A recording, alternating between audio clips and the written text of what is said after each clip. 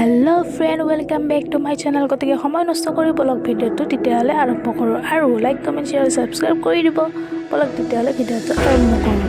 आपनालोকক এই ভিডিওটো দেখুৱাই আছো কলিকতাৰ পৰা আৰু বহুতেই ভিৰ আৰু বহুতেই মানুহ থকাৰ বাবে কোনোমতে সুখৰে আপোনালোক এই ব্ৰিজখন দেখুৱাবলৈ সক্ষম কৰিছো অকণমানে বেছি দীঘল নহয় তথাপি দেখুৱাবলৈ চেষ্টা কৰিছো হাওৰা ব্ৰিজ আৰু হুগলি নদীৰ ওপৰত এই প্ৰকাণ্ড ব্ৰিজখন বনোৱা হৈছে গতিকে আপোনালোকে যেতিয়া কলকাতালৈ আহিব গতিকে এই ব্ৰিজখন আপোনালোকে হাওৰা ব্ৰিজ হাওৰা আৰু কলকাতাৰ